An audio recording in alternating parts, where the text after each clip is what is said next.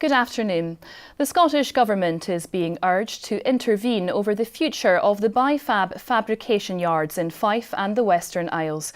Union officials say management are issuing around 260 redundancy notices to core workers as work dries up and the yards now face possible closure. Scottish ministers say they recognise that more work needs to be done to secure the company's future. Well, it's not looking too good, is it? It's went from one thing to the next, you know. So the men are up and down, their heads are down a bit. Is it worrying?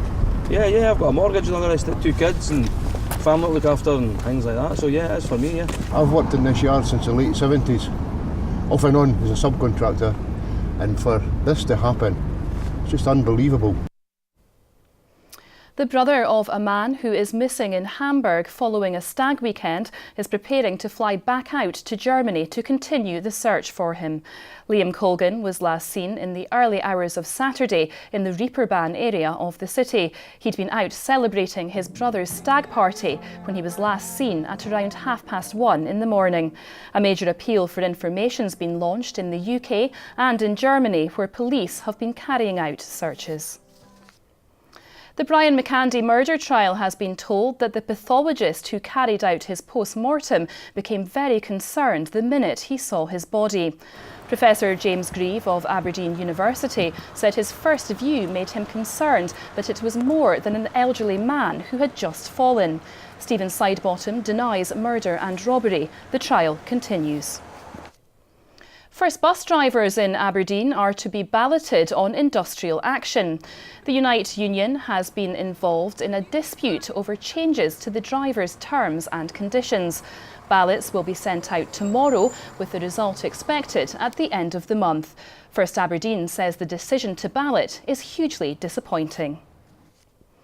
Prince Harry and fiancée Meghan Markle were given a warm welcome on a cold day when they arrived in the heart of Edinburgh for the start of their visit to Scotland. The city's castle was chosen as the starting point of their first joint trip to the Scottish capital. The couple will also visit a social enterprise cafe which distributes food and hot drink to homeless people. Now here's Sean with a look at the weather.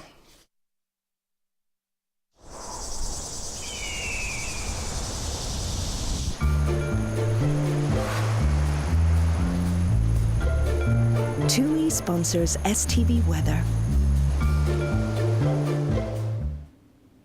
Good afternoon. We've had yet more wintry weather today as another weather front swung from west to east. It still lingers in northern and eastern parts over the next couple of hours, so still some rain, sleet and snow here. Sunnier elsewhere, scattering of wintry showers, some quite heavy ones across the Highlands and also the Hebrides. And those wintry showers then moving into the northern hills as we go into the evening.